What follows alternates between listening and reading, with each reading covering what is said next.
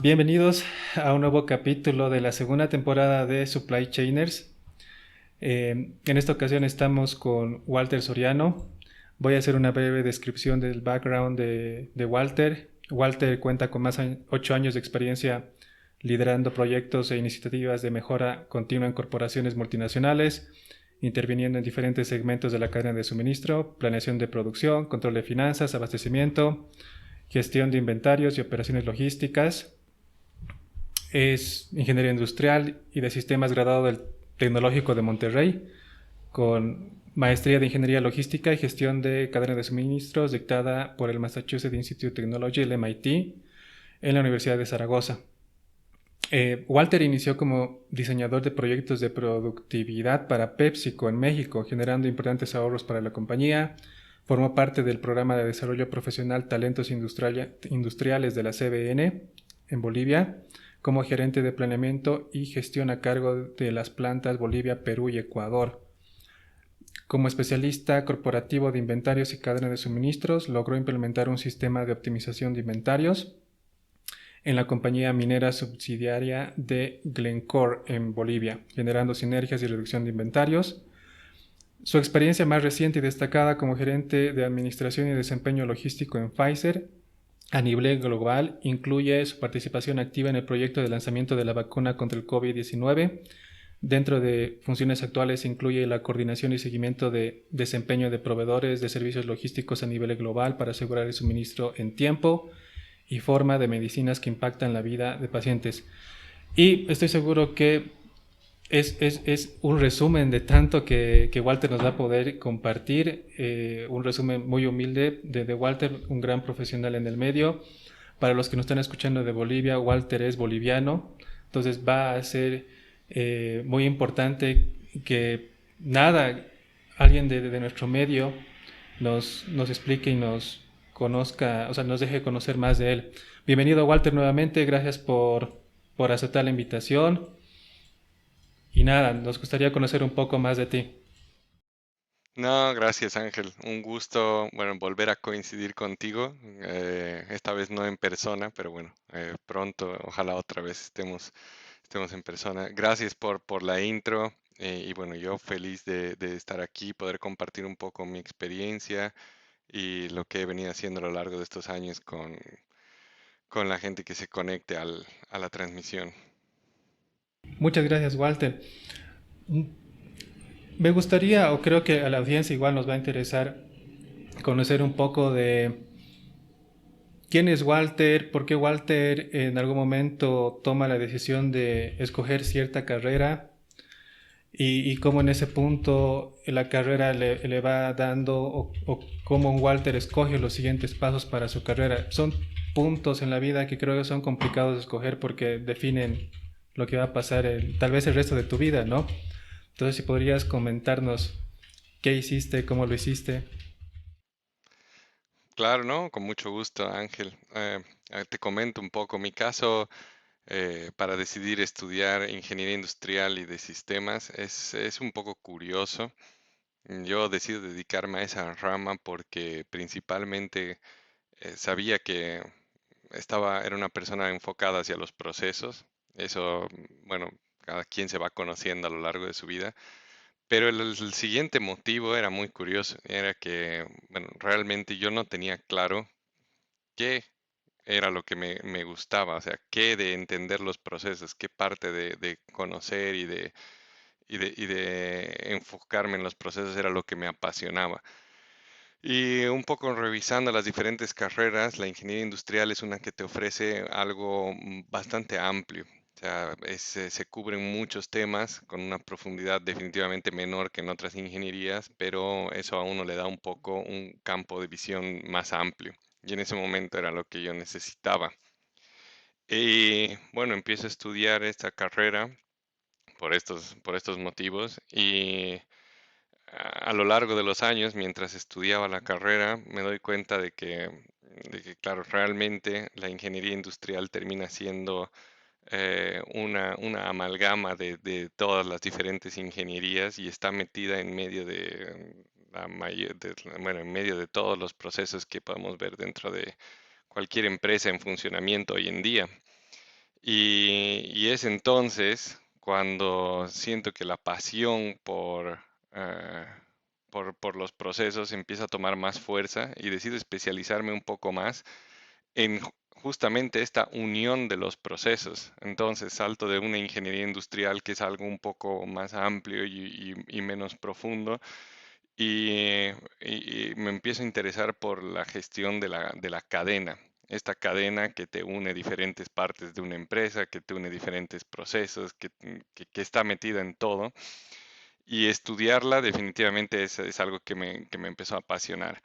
Eso es un poquito la parte académica, cómo empiezo en la ingeniería industrial y me voy especializando hacia la parte de gestión de la cadena de suministro. Excelente.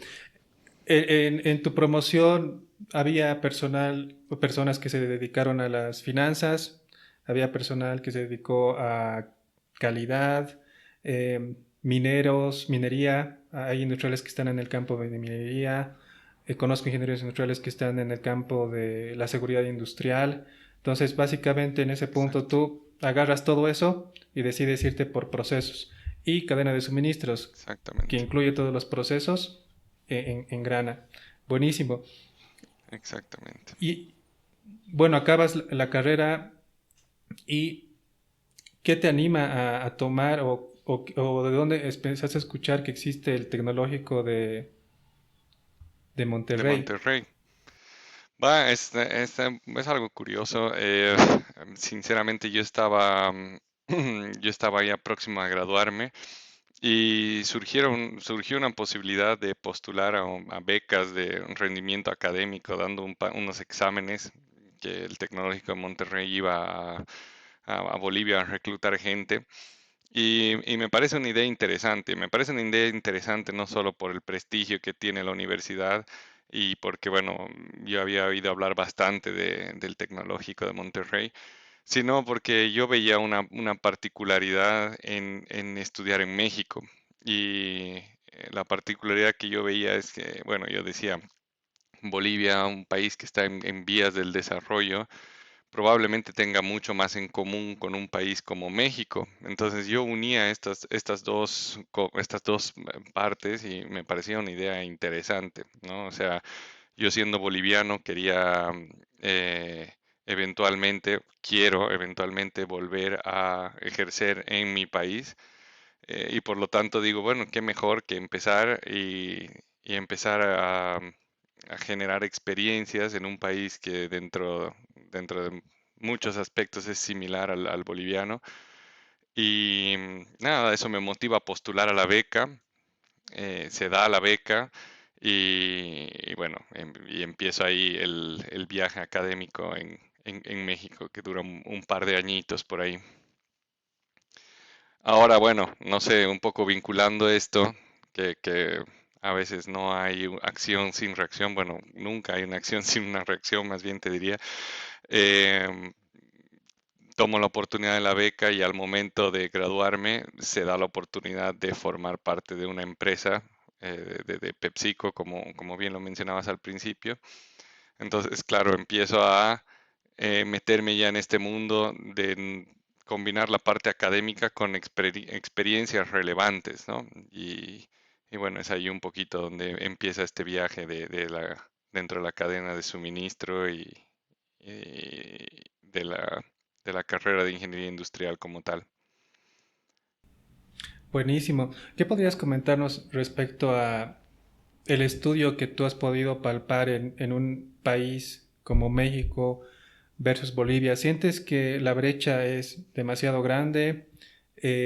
¿Sientes que el acceso a estas universidades es difícil, es fácil? ¿Qué consejos nos podrías dar para que alguien que está pensando en hacer ya sus posgrados pueda tomar una decisión? Bueno, la brecha en la parte académica, te podría decir que no es relevante, o sea, creo que en general yo he formado parte de un diplomado en Bolivia, he pasado, bueno, un semestre de clases en la universidad, tengo varios compañeros que han estudiado allá, y en la parte académica definitivamente yo consideraría que no hay brecha en cuanto a la parte de conocimientos. Sí hay algo donde he notado la diferencia en la preparación, digamos, de las universidades, y es un poquito la cercanía que uno llegaba a tener en la universidad con las empresas.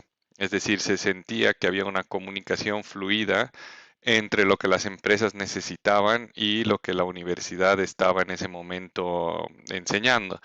Y otra vez, o sea, la parte académica, es decir, los fundamentos de la ingeniería, no me refiero a eso, sino simplemente me refiero a la parte que se habla mucho de esto, a la parte de las habilidades blandas, ¿no? Es decir, un ingeniero necesita estudiar física, necesita estudiar termodinámica, o sea, esas cosas las vas a estudiar en todos lados. Pero lo que sí, las necesidades de la empresa de habilidades blandas, eso es algo que va evolucionando a medida que van evolucionando las empresas. Y sí que, bueno, no podría comparar exactamente, pero es algo que yo notaba muy desarrollado y muy bien desarrollado durante mi carrera en México. Entonces, uno sentía que de un semestre al otro había cierta evolución, había una conversación entre las empresas que te decían, necesitamos ingenieros que estén preparados para saltar sin miedo al área financiera, necesitamos ingenieros que estén preparados para gestionar el cambio de una manera ágil, necesitamos gente que esté preparada para liderar equipos multiculturales y ese tipo de feedback se recibía en la universidad y se tomaban acciones. Entonces, te podían aparecer materias nuevas de un año al siguiente, ¿no? Materias con las que no necesariamente habías empezado en la currícula. Y eso a mí me parece muy valioso, muy interesante, muy valioso y claro, sientes que los estudios están evolucionando a la par de cómo está evolucionando la industria. Excelente. ¿Sientes que ese conocimiento de habilidades blandas ha sido la base para lo que hasta ahora has llegado o ya tenías una base preparada y eso simplemente sumó más a tu preparación? No, definitivamente yo creo que son habilidades que se han ido generando, que se han ido desarrollando. Eh, a ver, a lo largo de mi vida yo creo que en general, por poner un ejemplo, nunca he tenido ningún problema para ser parte de un equipo, por ponerte un ejemplo, ¿no? O sea, siempre me ha gustado trabajar en equipo. Pero creo que uno también puede cometer muchos errores si no cree que esas habilidades se pueden y se deben practicar y desarrollar, ¿no? A veces uno cree que porque le gusta hacer actividades o deportes en equipo o trabajo en equipo, uno está preparado. Y es un poco más complicado que eso. Y en lo que sí uno eh, logra darse cuenta de eso es cómo reacciona una persona con presión, o sea, en trabajo bajo presión real. Si bajo presión realmente sigues siendo ese jugador en equipo que cree ser, si tu performance no disminuye a pesar de la presión y de las circunstancias adversas. Entonces, todas esas cosas, sinceramente, uno las tiene que entrenar, tiene que prepararse, tiene que estar atento a cómo son las reacciones de uno, cómo puede uno mejorar. Entonces, creo que a pesar de que yo creía que venía con una buena base, sí que el entrenamiento en esto da muy buenos resultados y lo recomendaría definitivamente. Excelente, Walter. Sí, yo comentándote, ayer estaba dando clases a, a la Universidad Católica en diplomado y bueno, les comentaba, ¿no? Y algo que coincido contigo es mm, las habilidades blandas casi no se las aplica en las universidades, por lo menos en Bolivia. Entonces, una persona no puede estar esperando entrar a la universidad, conseguir el cartón y nada, esperar ser exitoso o tener una maestría y esperar exitoso. Hay mucho trabajo por detrás y nada, siempre va a marcar esa diferencia y como tú lo dices, te puede ayudar la universidad, pero es una construcción que la vas teniendo con cada evento, con cada experiencia, con cada bueno o malo momento que tengas en tu carrera. Y Sí. Esto me lleva al otro punto, ya en un punto donde tenías un buen background recorrido. ¿En qué momento encaja Zaragoza? Sí. ¿Cómo te enteras? ¿Volviste a Bolivia o estabas en México y de ahí te enteraste? ¿Cómo hiciste todo ese proceso? Yo te comento que cuando tuve esa experiencia, sí, me sentía un poco asustado incluso de postularme, ¿no? No había acabado ni siquiera la postulación. Entonces, tú has debido tener esos sentimientos, esos pensamientos, si nos pudieras compartir un poco acerca de todo tu proceso para llegar a Zaragoza. Sí, sí, definitivamente. Bueno, en mi caso creo que el tema de las maestrías, hay muchos motivos por el que una persona decide hacer una maestría, ¿no? Hay gente que decide hacerlo porque quiere especializarse un poco más en algo, hay gente que decide hacerlo para cambiar el rubro de su carrera, hay gente que decide hacerlo simplemente porque necesita no sé, un poco de refresco en su vida en general o quiere hacer una pausa de años trabajando, un sinfín de razones. En mi caso, yo lo tenía muy claro que era porque quería dar el giro hacia el área logística. Tuve un par de años de experiencia. Bueno, en los inicios de mi carrera estuve viendo proyectos de productividad del área de ventas. Y fue ahí donde tuve un pequeño toque con el área logística y me llamó bastante la atención. Los siguientes años de mi carrera fueron más enfocadas en la parte de producción y, y después de estar ahí alrededor de 6 años, yo lo que digo es, ok, quiero volver al área logística, pero quiero volcarme al área de logística con un poco más de profundidad en los conocimientos. Entonces empiezo a buscar opciones y dentro de las opciones surge esta maestría. Es una maestría en ingeniería logística y gestión de la cadena de suministro que te ofrecía exactamente esto, ¿no? Te ofrecía darte conocimientos eh, en esto, en gestión de inventarios, en gestión de la demanda, en manejar la variabilidad dentro de las cadenas de suministro, etcétera. Entonces, bueno, me decido por este cambio y principalmente porque, claro, para mí se volvió un reto y yo decía, bueno, ya que quiero especializarme en esto, siendo francos, el conocimiento está ahí afuera. O sea, otra vez esto va un poquito vinculado a lo que hablábamos antes. Si uno quiere aprender la parte dura o los números o las metodologías o las formas que hay de calcular un forecast, hoy por hoy tienes Coursera, bueno, tienes un sinfín de oportunidades donde lo puedes hacer. Pero yo lo enfoqué como un reto para mí mismo y decir, ok, quiero entrar a una maestría que realmente signifique un cambio en mi carrera. Y la maestría de Zaragoza con el convenio del MIT se volvía algo muchísimo más retador y más relevante. Y con lo que comentabas, la verdad me siento muy identificado, que claro, hasta el momento de postular yo tenía mis dudas, ¿no? Creo que es un poco normal cuando tú dices, y si lo que estoy haciendo es una pérdida de tiempo, ¿cuántas otras personas estarán ahora mismo detrás de una computadora aplicando a este mismo programa y por qué seré yo el elegido? Pero bueno, ese es parte del reto, por lo menos así lo vi yo. Yo dije, bueno, ese es parte del reto, es animarse y lanzarse a hacerlo, ¿no? Es decir, el no lo tienes garantizado si no aplicas. Eso es lo único que es cierto. O sea, si no aplicas, seguro que no vas al programa. Y, y bueno, me acuerdo cuando todavía estaba en el proceso de aplicación, una anécdota muy graciosa porque estaba saliendo con mi novia, la que ahora es mi mujer, y claro, yo le digo, mira, tengo que hacer un video donde yo explico mis intenciones para ir a la universidad y qué sé yo, y lo hago en 5 minutos y salimos. Bueno, ese video me demoró como 6 horas, nunca salí.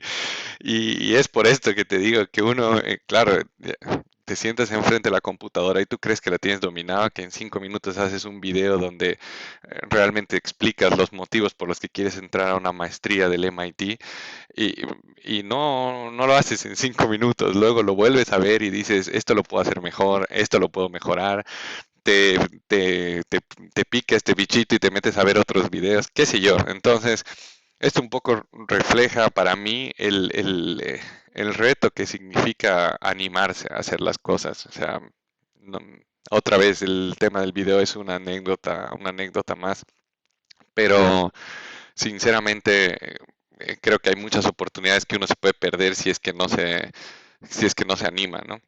Y bueno, te digo, la motivación para mí era profundizar conocimientos y el reto personal para mí era formar parte de una maestría de talla internacional y realmente ver qué está pasando, o sea, qué se estudia en una de las universidades más prestigiosas del mundo en este tema que no se pueda estar estudiando en otros lados, ¿no? Y tal vez me salto un poquito a otro tema, pero una de las cosas que más me impactó a mí en Boston, y bueno, tú no sé si compartes la opinión, es que llegas al campus del MIT y te das cuenta que son aulas y que son paredes y que son pupitres y que son pizarras. O sea, que la diferencia definitivamente no está en el lugar. O sea, la diferencia hace la calidad de gente que estas instituciones logran reunir y los cerebros que están ahí pensando, ¿no? Pero realmente para mí fue un descubrimiento, llamémoslo así. Te entiendo. Hay mucho síndrome de impostor y creo que no es a nivel Bolivia, es más a nivel Latinoamérica incluso, porque yo conversando con amigos de Ecuador, de Colombia, tenían ese mismo sentimiento de realmente yo merezco estar aquí, yo merezco estar en estas aulas. Obviamente que por algo te han mandado esa carta de acceptance letter, estás aceptado en este curso y sí, la respuesta era sí, entonces nada, y como dices, la gente que te encuentras allá es de calidad, gente humilde, muy inteligente, que nada, que se vuelven contactos de la vida. A mí me interesaría que nos compartas porque para mí fue un punto igual, tal vez sea para el tuyo anecdótico, el cómo actuaste, cómo recibiste o qué sentiste cuando te llegó ese correíto que tanto estabas esperando, porque mandas la postulación y no es que tardan 2, 3 días, es toda una espera que quieras o no te da ansiedad cuando tu cabeza pasa y qué estará pasando con mi postulación y nada, ansiedad por 1 o 2 horas hasta que pienses en otra cosa y puede llegar a ser un largo tiempo. ¿Cómo viviste ese proceso? Bueno, la verdad es que con mucha ansiedad, o sea, me acuerdo incluso te podría decir un poco de angustia, porque realmente cuando uno decide hacer esta postulación, pone muchas cosas detrás, ¿no? Es un esfuerzo que uno hace a nivel económico, es un esfuerzo que uno piensa hacer a nivel familiar, y muchas veces la mayoría de las luchas son en la cabeza, ¿no? Yo me acuerdo que cuando decidí postular, tenía 1 millón de razones por las que no debería hacerlo. Y el momento que decidí postular, claro, dije, bueno, estoy yendo, o sea, estoy luchando contra todos estos motivos que me dicen que no, que me quede en mi zona de confort, lo voy a llamar, o que me quede en un espacio donde yo me sienta más seguro, ¿no? Y el momento que decides romper eso, mandas tu postulación y estás esperando, es que es como un loop, vuelves a pensar y dices, igual no lo debería haber hecho y qué sé yo. Entonces, cuando te llega esta carta de aceptación, es un alivio por todos lados, es una alegría infinita, como que claro, te llena de orgullo, te empiezan a entrar los miedos también, por lo menos en mi caso, un par de fantasmas, ¿no? De, bueno, lo he deseado tanto, ahora es realidad. Y ahora toca ponerse las pilas y empezar a estudiar, ¿no? Que uno no quiere, no quiere llegar a ser el tonto de la clase, definitivamente. Buenísimo. Ahora sí me gustaría entrar un poquito más en detalle en Boston, porque, bueno, lo que tengo entendido, una vez eres aceptado, te tienes que trasladar a Zaragoza Sí. Eh, bueno, tienes que vivir básicamente en Zaragoza y nos podrías comentar todo este proceso de Zaragoza y después de que acabas las clases, la etapa final, creo, es cuando te vas al MIT por un mes y semana. Y Sí. nada, ya, como que resumes y aplicas todo con las diferentes universidades que se reúnen en January, en enero. Exactamente.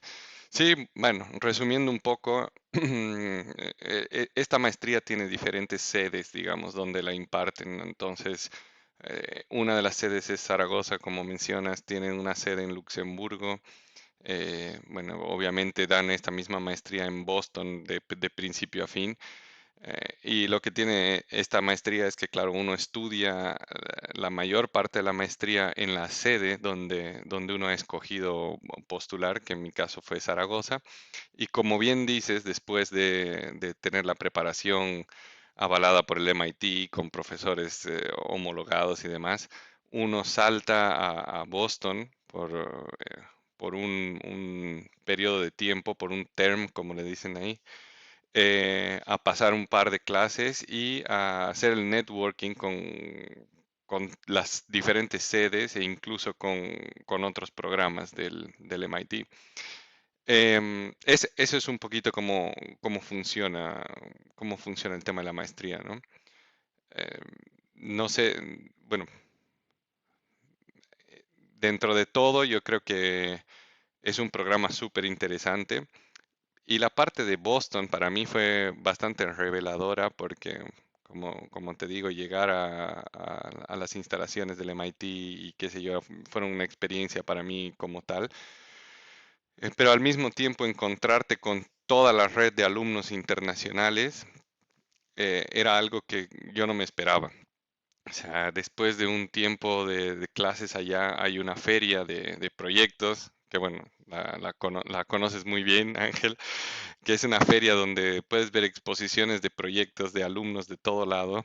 Y es realmente algo interesante porque los proyectos que se presentan ahí son muy diversos, eh, encaran la logística y la gestión de la cadena de suministros de diferentes perspectivas. O sea, igual mucha gente tiene en la cabeza que la logística y la cadena de suministros son cajas moviéndose en camiones, pero no. O sea, realmente el enfoque de la logística y de la cadena de suministro puede aplicar absolutamente a todo. Entonces, veías proyectos completamente digitales que se trataban de desarrollar un concepto de logística y de cadena de suministro en ambientes digitales. Entonces, claro, eso te abría el enfoque.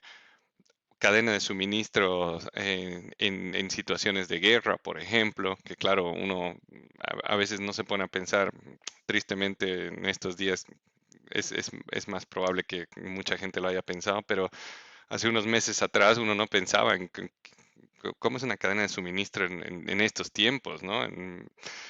Y bueno, ver todos esos proyectos definitivamente hacen que la experiencia sea redonda y sea muy enriquecedora para todos los que son parte del programa de estudios.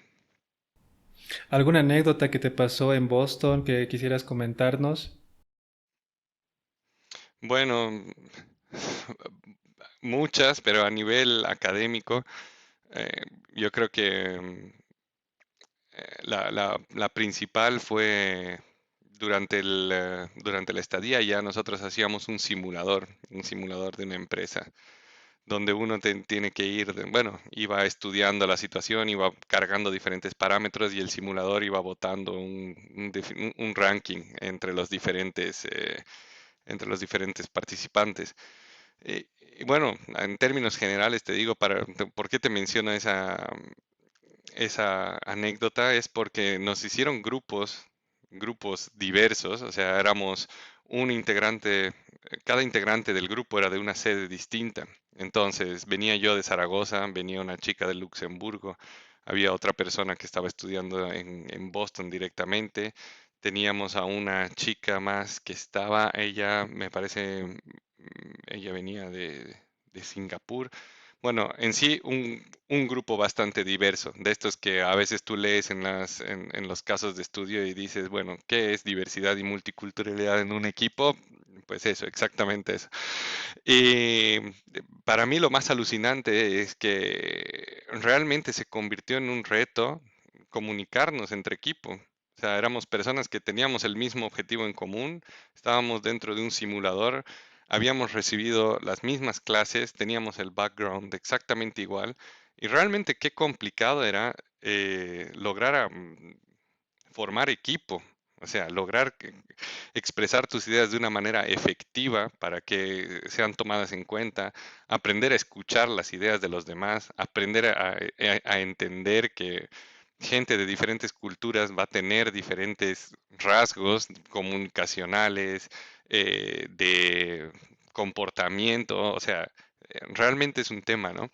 Y yo destaco mucho esa experiencia en Boston porque para mí fue algo que me ayudó a entender por qué, primero, es tan retador tener equipos eh, diversos, pero también la riqueza de tener estos equipos diversos. Entonces, eh, una vez que tú logras romper esta barrera de la comunicación y esta barrera de, em, como te diría, de los comportamientos, o bueno, una vez que uno logra formar equipo, se da cuenta de que la sinergia de diferentes personas con mentalidades diversas es algo muy potente, muy, muy potente.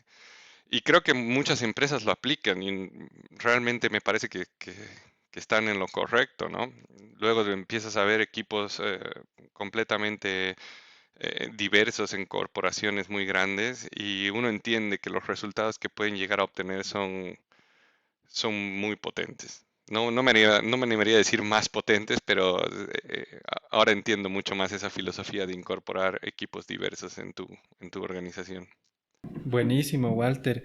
Y me gustaría tocar un punto muy esencial, ya que tomas el tema de la comunicación, porque, eh, bueno, ya de entrada es un reto el tema de escoger irte a una maestría fuera de tu país. Otro reto adicional, escoger una maestría en la top número uno del mundo, que es el MIT. Y el tercer reto, el inglés. O sea, tú eres tú sabes castellano y inglés, lo puedes aprender, pero igual llega a ser diferente comunicarte en otro idioma.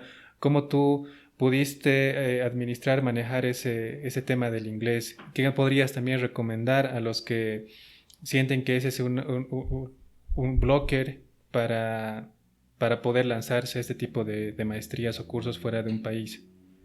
Bueno, mis recomendaciones es especializarse mucho en el idioma y entender que el idioma en la parte técnica es muy diferente al idioma en la parte social. Creo que eso es importante mencionarlo.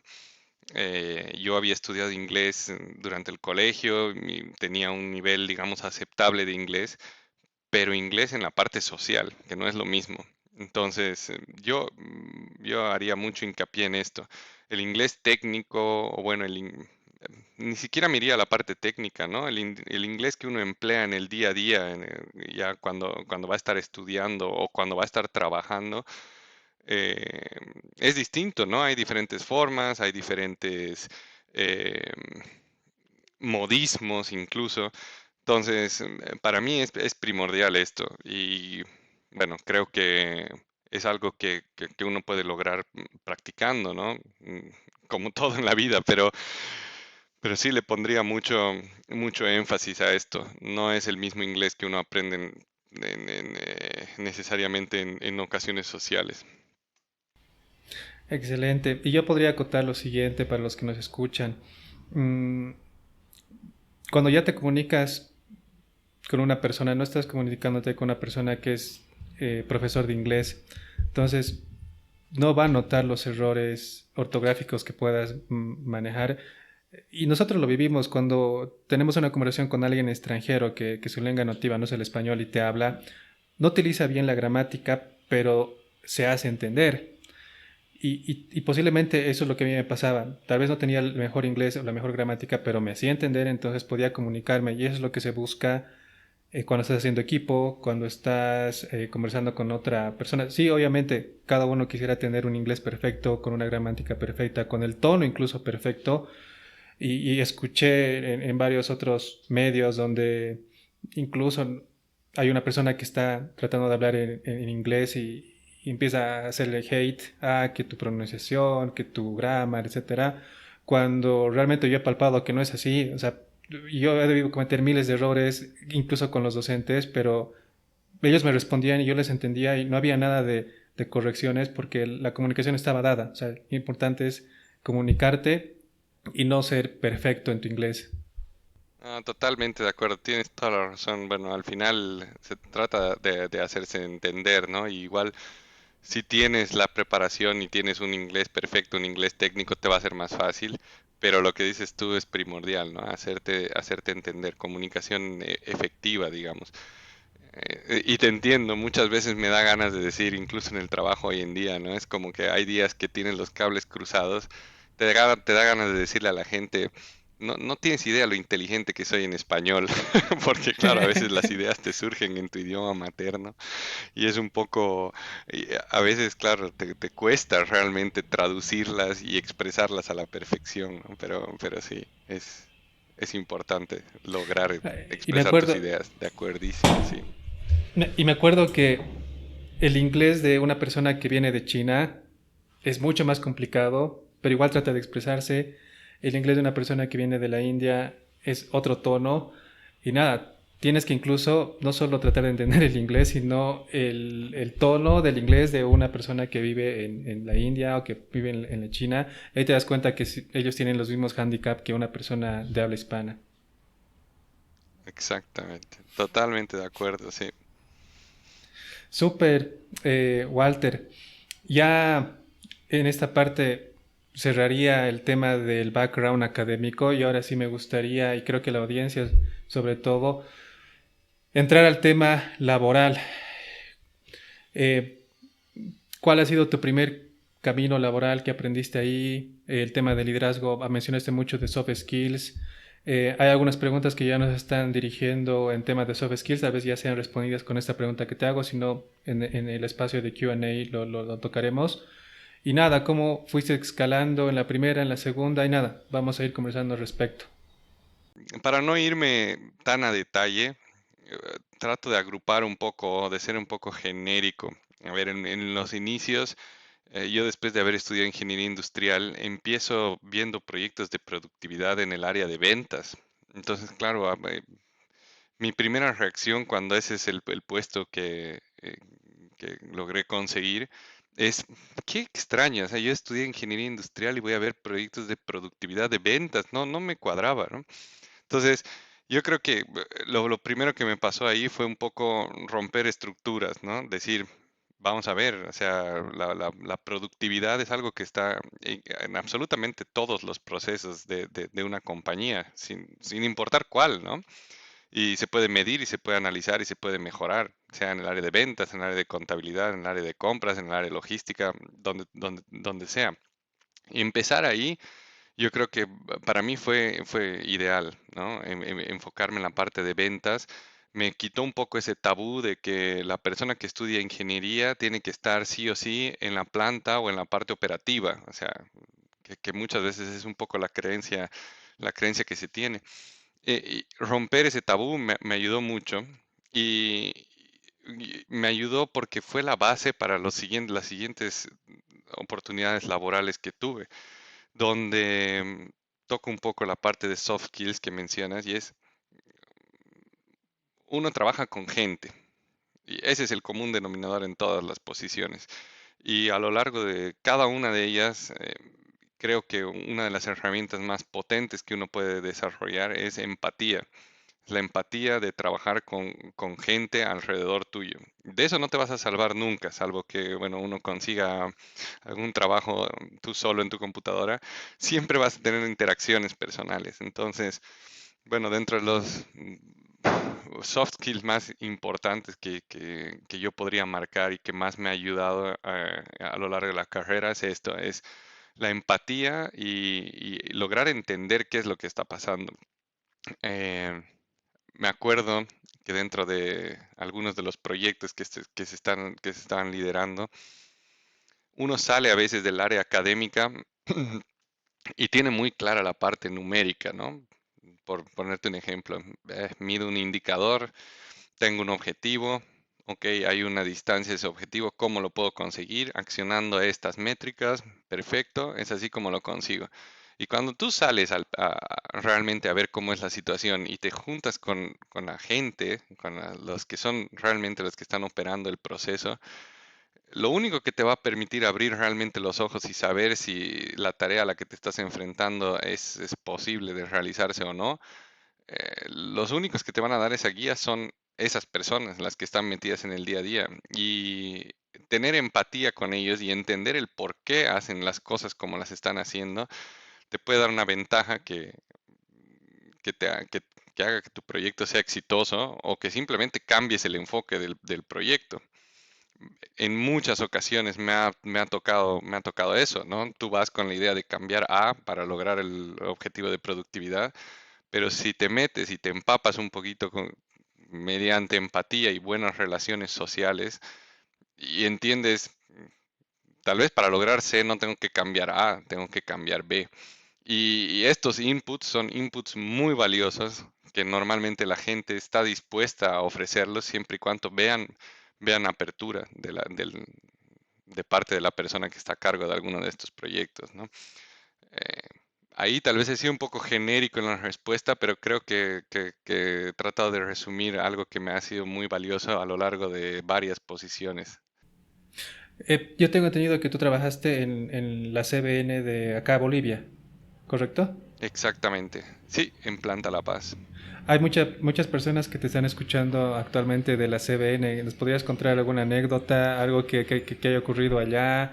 ¿Qué tal eran tus días de trabajo? En el medio se sabe que los que trabajan en la CBN son los que negrean de 10 a 12 horas. ¿Era verdad? ¿Es verdad? ¿No es simplemente un mito? Coméntanos, Walter. Bueno, a ver, yo creo que el común denominador de la gente que está ahí es gente aguerrida, muy apasionada, que realmente tiene muchas ganas de trabajar. Y eso en muchas ocasiones termina resultando en jornadas de trabajo intensas. Y para mí es, bueno, ha sido una de las mejores escuelas que he tenido, aparte de las universidades, porque realmente es un lugar donde no tienen miedo a dar responsabilidad a la gente. Uno le puede tomar de cierta manera, otro de una manera distinta, pero yo valoro mucho que es una compañía que arriesga. O sea, te da responsabilidades y te hace responsable por las acciones que tomas dentro de esas atribuciones, ¿no? Pero bueno, mi tiempo en Planta La Paz y luego en estructura central en la cervecería ha sido un tiempo de muchísimo aprendizaje. Creo que es un lugar con gente muy valiosa y profesionalmente súper capaz. Eh, y alguna anécdota, bueno, me acuerdo cuando todavía estábamos a los inicios de la implementación del sistema de gestión en Planta La Paz. Y bueno, tiene sus retos. Empezar con un sistema de gestión tiene sus retos. Entiendo que ahora está no solo implementado, sino mucho mejor de lo que estaba en el inicio. Y me alegra mucho. Pero bueno, eran jornadas entretenidas, intentando certificar la planta con el sistema de gestión. Buenísimo, Walter. Después de eso, tengo entendido ya te vas a México. Haces todo lo que nos comentaste en el Tecnológico de Monterrey y se te da la oportunidad de entrar a PepsiCo. O sea, saltaste de una No, no, multinacional. perdón, es al revés. Al revés. Es al revés. O sea, Primero em, PepsiCo y después claro, a estudio SBN. en México. Exactamente, exactamente. Yo después de estar trabajando 2 años en PepsiCo haciendo los proyectos de productividad, es que regreso a Bolivia y en mi regreso a Bolivia entro a la cervecería. Y estoy en la cervecería por a unos buenos 4 o 5 años, si la memoria no me falla, viendo, bueno, primero los temas de planta y luego pasando ya a la parte un poco más de oficina, Ah, ok, que bueno, entonces tiene, entiendo. Cuando nos comentaste que era productividad de las ventas, no era de CBN, era de PepsiCo. exactamente, sí, sí, sí. Buenísimo. ¿Y qué tal es trabajar en otro país? ¿Cómo te has sentido? ¿Cómo es la gente? En algún momento, en otras charlas, se escuchaba que todavía hay ese tema o un paradigma metido de que la persona extranjera no es bien recibida en el país, ya sea una persona que vive en Perú que venga a Bolivia, o Bolivia vaya a Perú, o Colombia, o alguien de Colombia venga a Bolivia, siempre hay ese rechazo. ¿Tú lo sentiste? Eh, y si no, bueno, coméntanos qué tan bonita experiencia es trabajar afuera de Bolivia. Bueno, yo creo que es una experiencia eh, muy enriquecedora. O sea, si alguien tiene la oportunidad, lo recomendaría fuertemente. Sobre lo primero que mencionabas, personalmente no he sentido yo ese tema del rechazo. Hay temas que no vas a poder evitar, evidentemente. O sea, te pasa en México, me pasa ahora. Si tienes un acento diferente, vas a ser la persona diferente en la sala. Pero, pero creo que al final lo que siempre importa son las ideas que tú aportes. Y en ese sentido, me ha tocado aportar ideas buenas, me ha tocado aportar ideas malas, me ha tocado aportar ideas regulares.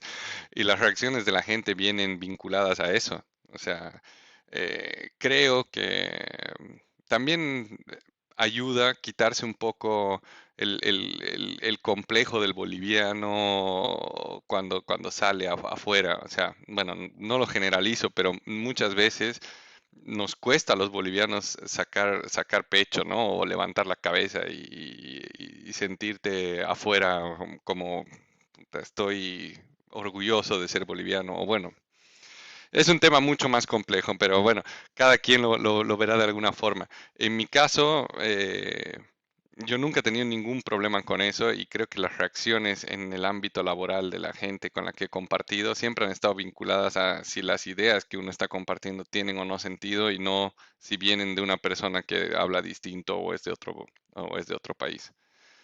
Excelente. Pasas de PepsiCo, vuelves a Bolivia, a la CBN y vuelves a salir por la maestría, Exactamente, por la te vas a la maestría. maestría. Es por la maestría, exactamente. Eh, sí, un poco lo que te comentaba, creo que al final se ha hecho un poco confuso el tema, pero sí, después de estar en la CBN, que en la CBN yo estaba muy metido en la parte industrial, en el tema de plantas, viendo el tema de producción y la parte financiera también de algunas plantas, es que quiero empezar a meterme en la parte logística. O sea, ahí empiezan mis ganas por involucrarme más en esa parte de la cadena de suministro y es ahí donde busco la maestría y bueno, llegamos al punto del que hablamos tanto de Boston y bueno, una cosa llevó a la otra y después de la maestría de Boston sí es que empiezo a trabajar donde estoy trabajando ahora en Pfizer. Buenísimo, y creo que toda la audiencia que tenemos ahora estaba esperando ese momento. Y me disculpo si hemos tomado mucho tiempo para llegar a este, que es el de Pfizer. ¿Cómo llegaste a Pfizer? ¿Cómo fue tu proceso de postulación? Estoy segurísimo que ha debido ser similar al del MIT, el postularte a una empresa que es multinacional. Y nada, todo lo que puedas compartir obviamente y esté en tus alcances de todo este proceso que hemos vivido durante estos últimos años. Eh, el tema de abastecer un insumo, medicamento a toda la población mundial, el tema de controlar esa cadena de suministros, la materia prima, de dónde obtienes, el negociar con gobiernos. Y más aún, yo estaba en la cadena de frío y la cadena de frío es completamente diferente a la que manejan en la logística. Tiene una complejidad adicional que administrar y sé que las han tenido que evaluar y mapear cómo intentar no fallar. Entonces, si podrías, en ese marco que te comenté, lo que puedas comentarnos nos sería de Sí, mucha sí, ayuda. seguro. Bueno, sí, yo encantado, es algo que a mí me apasiona y que ha significado mucho para mí, así que feliz de compartir todo lo posible. La parte del proceso de selección, si quieres, la voy a mantener lo más corta posible para aprovechar el tiempo en la parte de logística y de cadena de suministro. El proceso de selección se da porque, bueno, sinceramente ese es otro de los pluses, ¿no? Una buena maestría normalmente te da la opción de por lo menos presentarte a algunos puestos de trabajo. O sea, no es un misterio. Estas compañías o muchas compañías multinacionales están constantemente buscando talento y bueno, tienen los ojos puestos en ciertos programas. Entonces, bueno, también es un dato importante si es que hay alguien escuchando que está buscando una maestría. Creo que el tema de empleabilidad y buscar un máster que tenga un buen índice en esto es primordial. En mi caso, terminando la maestría, la tesis que hago de la maestría estaba vinculada a la cadena de suministro de pruebas clínicas, de ensayos clínicos. La había hecho con otra empresa farmacéutica, no con Pfizer como tal, pero eso me abrió a mí hacia una cadena de suministro que yo hasta el momento no tenía en mente. Había trabajado en comida, o sea, PepsiCo Alimentos, que son los diferentes snacks que vende PepsiCo, bebidas, que es la parte de la cervecería, e incluso en una minera, que es otra cadena de suministro, y en la maestría me sumerjo en la cadena de suministro de farmacéutica, me llama muchísimo la atención y cuando Pfizer viene a buscar profesionales al máster, me apunto de cabeza, ¿no? Eh, Eso para resumir la parte del proceso de selección. Y ahora, bueno, una anécdota y es realmente que se vincula al segundo tema que hablabas. Yo cuando estaba postulando para este puesto, también tenía los ojos puestos en una empresa consultora y hablaba con un amigo y finalmente tenía las dos opciones sobre la mesa. Tenía la opción de irme a Pfizer, a la farmacéutica o a esta consultora. Y un amigo me dice, no te recomiendo que te vayas a una farmacéutica. Las cadenas de suministro en las farmacéuticas son muy aburridas, son lentas, normalmente tienes inventarios muy altos, no hay mucho riesgo, es una industria que se va siempre por el lado seguro, porque obviamente estás hablando de pacientes y de salud, entonces todo el mundo siempre quiere evitar riesgos y es una cadena de suministro muy conservadora. Y por otro lado, claro, la consultora te ofrece una vida mucho más dinámica, más metida en proyectos y qué sé yo. Finalmente yo termino decidiéndome por la farmacéutica porque ya es un tema personal, o sea, a mí me llamaba mucho la atención el tema de estar vinculado a algo que esté haciendo un bien, un bien para los consumidores finales y me vincula a Pfizer. Y a los pocos meses empieza la pandemia y si hay algo que te puedo asegurar es que de aburrido no ha tenido nada. La cadena de suministro ha sido, bueno, se ha dado la vuelta, digamos, ¿no?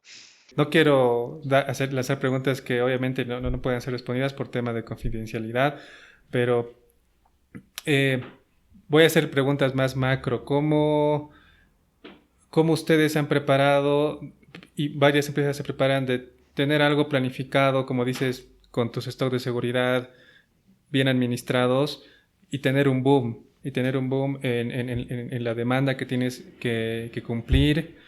Y obviamente todo ese boom de la demanda te va arrastrando a toda tu cadena de suministro, incluso las finanzas, donde consigues más dinero para comprar materias primas, inventarios, transporte, centros de distribución que no tenías planeados tener y ahora tienes que tener. ¿Cómo tú administras ese cambio Exacto. drástico en una logística?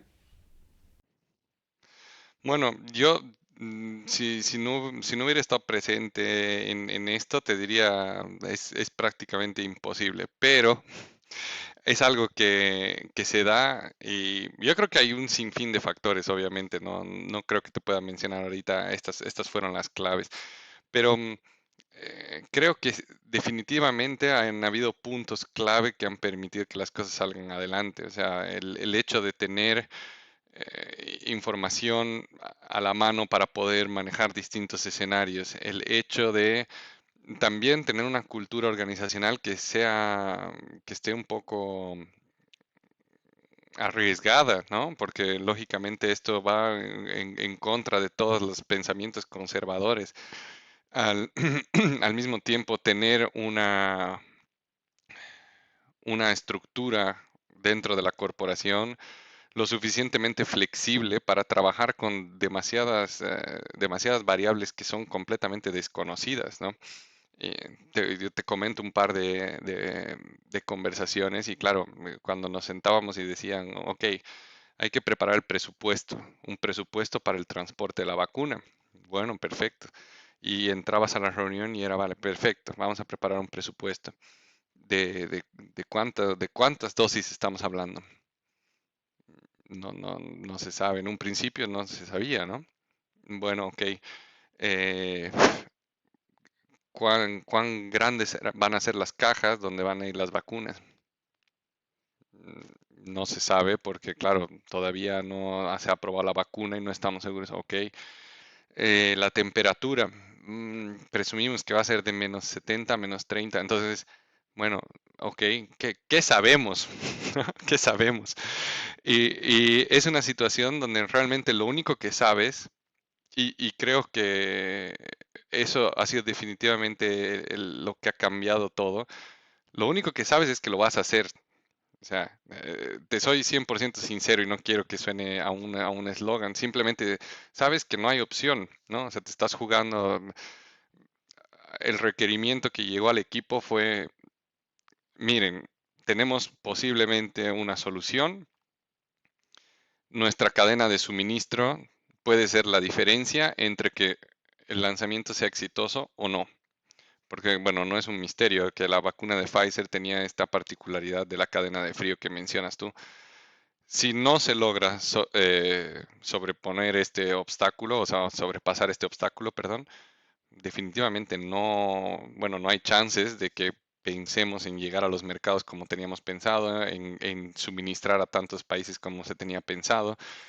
Entonces, estás en una situación donde es lo hago o lo hago porque lo hago, ¿no?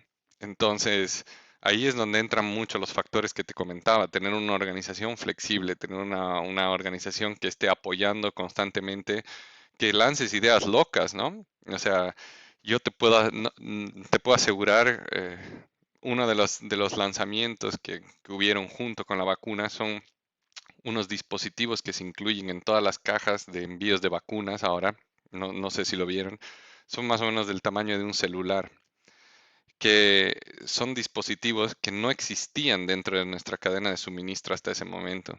No existían. Es lo que dices tú, la cadena de suministro de frío es muy complicada. Y peor si vas a mover un producto que tú tienes no solo que moverlo frío, tienes que asegurar que sea movido frío desde el inicio del trayecto hasta el final. Y, y lo tienes que poder comprobar y tienes que poder decirle al usuario final, este es el registro de cómo ha sido la temperatura desde que yo lo he subido a la caja en la fábrica y te lo estoy entregando aquí y este es el respaldo porque eso certifica que mi producto va a servir para lo que tiene que servir. En ese momento no existía la tecnología y surge la opción de utilizar estos dispositivos. Son, como te digo, son unos dispositivos que se controlan, perdón, que se conectan a las redes de celulares y están constantemente grabando la temperatura dentro de las cajas, están constantemente grabando eventos de luz. En caso de que se abriese una caja y entra luz, el dispositivo lo registra. Entonces, claro, si yo me pongo a hablar de ese dispositivo antes de la pandemia, y lo puedes ver en muchas de estos slides que presentan hacia dónde va la cadena de suministro del futuro, te aseguro que ese hito lo ponían en el 2030 por lo menos. Y yo creo que no les faltaba razón, ¿no? O sea, seguramente en un desarrollo normal, en el 2030, alguna empresa se lo hubiera empezado a plantear ya más en serio y hubiera empezado a invertir en estos dispositivos. Pero claro, las circunstancias son diferentes, ¿no? Y en el caso de la pandemia llegó la idea de este dispositivo, se la apoyó y son dispositivos con los que se está trabajando hoy en día. Todos los envíos de las vacunas salen con estos dispositivos, ¿no? Entonces, Ha sido algo muy dinámico, ha sido algo que ha cambiado la cadena de suministro de principio a fin, ha sido algo eh, que ha cambiado drásticamente el comportamiento también de lo que va a ser la empresa en el futuro, ¿no? Nos ha abierto los ojos a lo que se puede lograr conseguir eh, siendo pioneros en algunas cosas. Excelente, sí, y recuerdo el dispositivo. Es un dispositivo que te mide la temperatura y lo puedes meter a la computadora y te da un reporte en PDF que, como dices, te dice por dónde... o sea, cuál ha sido la temperatura. Ya, si tú ves que la línea de -25 ha pasado en tal fecha, en tal hora, posiblemente ya no sea válida ese lote de producto. Imagino no sé cómo habrán administrado eso las personas que han recibido esa información, pero me imagino todo lo que ha debido pasar para poder tener ese respaldo que les pedían. Bueno, no, bueno, y definitivamente un trabajo titánico que o sea, yo no estaba involucrado ni en el 1% de esto, o sea, yo te digo, esta era parte activa en la parte de presupuestos, en la parte financiera, pero el trabajo que han hecho los otros equipos en investigación y en poner todo esto, como tú dices, todos estos detalles juntos para que funcionen, es algo que para mí ha sido alucinante, sinceramente. Hay detalles, o sea, perdón que me apasione en esto, pero hay detalles que, claro, uno a veces no logra ver.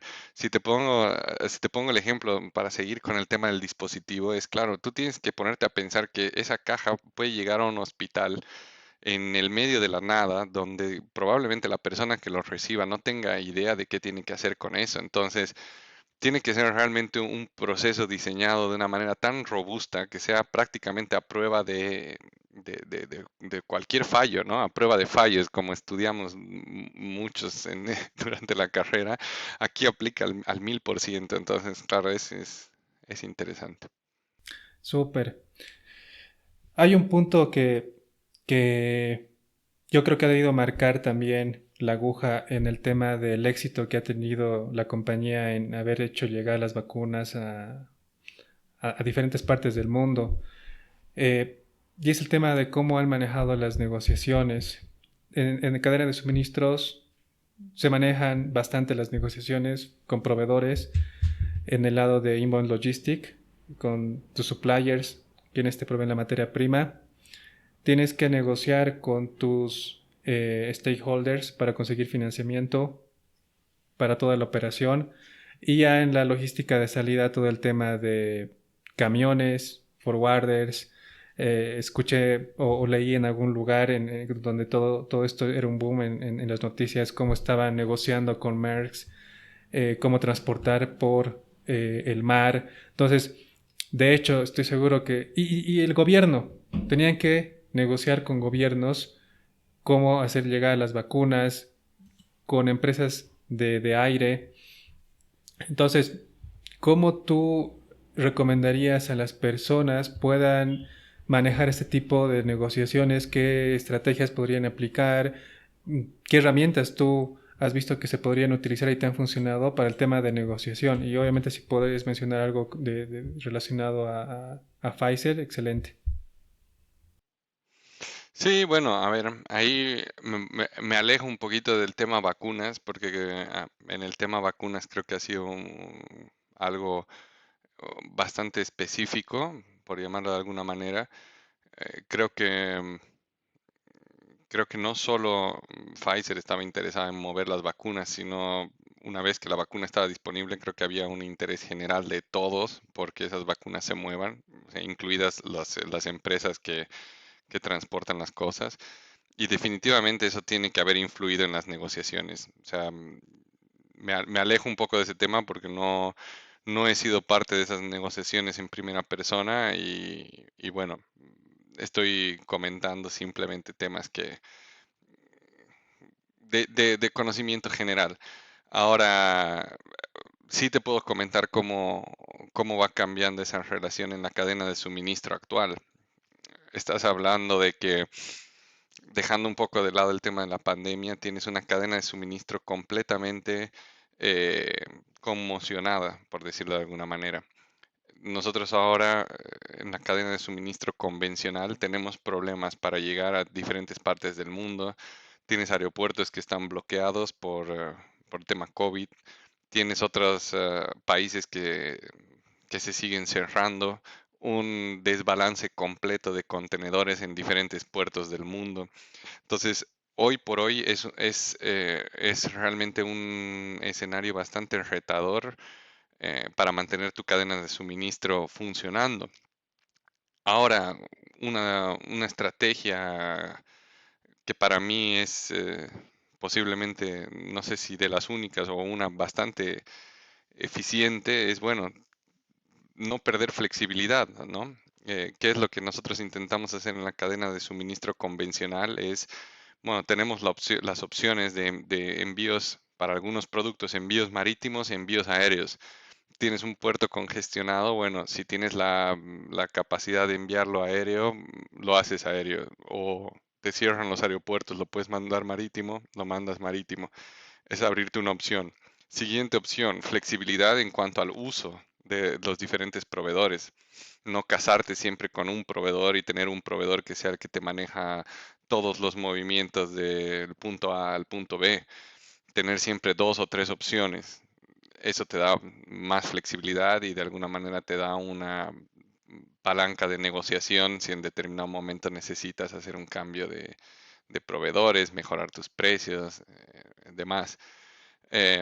Y aparte de eso, para mí entra mucho el tema de la estandarización y eso se vincula a los sistemas de gestión dentro de las organizaciones, ¿no? Eh, Hablo de la cadena de suministro farmacéutica que tiene que estar muy bien controlada, tienes que tener todo en orden para temas de importación, exportación, todos los papeles que se necesitan para cumplir con entes regulatorios y demás. Es fundamental que tú tengas todo esto controlado, en orden, cosa de que tú tengas una capacidad de reacción casi inmediata, ¿no? Eh, entonces, claro, todos estos pasos uno lo tiene que realizar antes de que la cadena de suministro esté completamente conmocionada, porque cuando la cadena de suministro está conmocionada es bastante complicado que te pongas a habilitar un nuevo aeropuerto al que no has enviado nunca ningún producto, ¿no? Entonces,